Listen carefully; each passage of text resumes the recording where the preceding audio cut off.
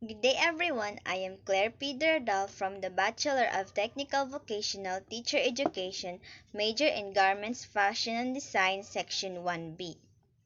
Today I am going to discuss my topic report of Unit 2, Lesson 1, which is the Introduction to Marriage and Family Relations.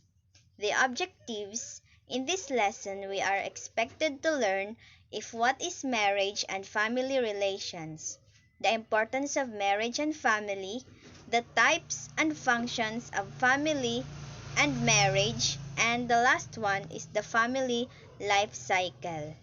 What is marriage? Marriage is a legally and formally recognized union of two people as partners in a personal relationship and social contract between two people, usually man and woman, traditionally based on a sexual relationship and implying a permanence of the union. It is a universal, and like family, it takes in many forms. So now I am going to discuss the importance of marriage. Marriage is the beginning of the family and is a lifelong commitment. It provides an opportunity to grow in selflessness as you serve your spouse and children. It has a strong bond in spiritual and emotional union, and this union mirrors the one between God and His church.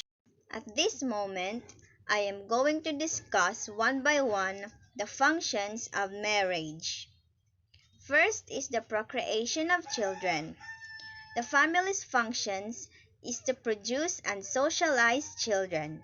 In some cultures, marriage imposes upon women the obligation to bear children.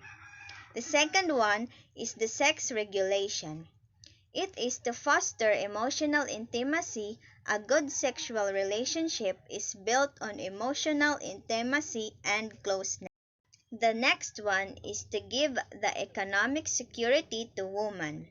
A financial security also means opening access to opportunities not only at these basic levels of living standards but to also achieve higher levels of security and well-being through education, training, and employment opportunities. Another functions of marriage is by providing a social security to women. Women tend to have more frequent breaks in her employment due to childbearing, childcare, or caring for elderly parents or relatives. That's why providing a social security is important in a family. Next is increases manpower. Men can use their skills, knowledge, and wisdom to do this. As both a husband and a father, they could be a good example to their family. Next is by establishing joint fund. Married partners with joint accounts may find it easier to keep track of their finances as they establish their own family. Next is the fulfillment of basic needs. Human beings cannot survive in the absence of these things. One needs of food to eat, water to drink, and house to live. Next is the perpetuation of the lineage. This structure may lend stability to a society. The lineages are considered permanent group. Since we are done with the functions of marriage, let us now move on to the types of marriages. Religious marriage is known variously as sacramental marriage. The next one is the civil marriage. A wedding is secular ceremony officiated by a government official. Third one is the traditional marriage, a marriage in accordance with the classical norms of a given culture.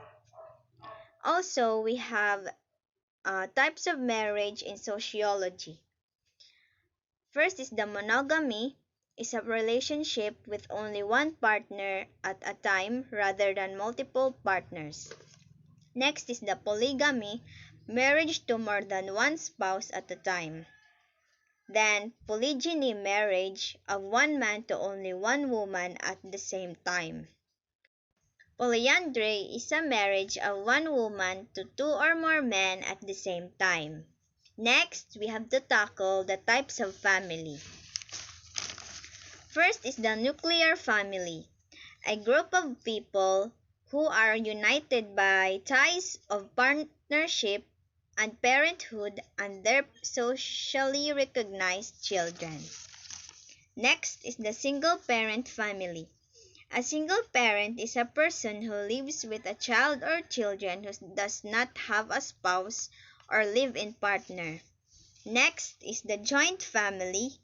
Is an extension of nuclear family and is typically grows when children of one sex do not leave their parents' home marriage but bring their spouses to live with them. And then, the extended family. This type of family includes at least 3 generations, the grandparents, married offspring, and grandchildren. Next is the childless family. Consists of 2 partners living and working together, but they don't have any children to be with. Next is the step family. A family where at least one parent has children that are not biologically or adoptive related to the other spouse. And the last one is the grandparents' family. Many grandparents need to go to work or find additional sources of income to help raise their grandchildren, or they are the children without parents but headed by their grandparents. Let us now move on to the family life cycle. This model summarizes the stages of change that your family is likely to pass through from dependent to independent childhood years to senior retirement years.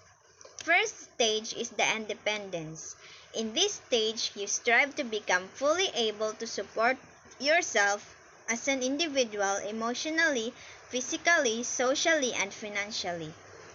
The second one is the coupling or marriage. This stage is characterized by achieving interdependence, which involves entering into a healthy relationship with another person. Third stage is parenting stage. This makes the transition from being a member of a couple to taking on the parenting role. Fourth stage is launching the adult children. The fourth stage is launching the adult children. This stage is characterized by ending in an empty nest, wherein children become adults and leave the family home. Retirement or senior years is the final stage of the family. In this stage, you will welcome new family members and see others live as children marry or divorce, and you become a grandparent. And this importance of family and marriage is being applied to most family that we experience. So that was the end of my topic. Thank you for listening.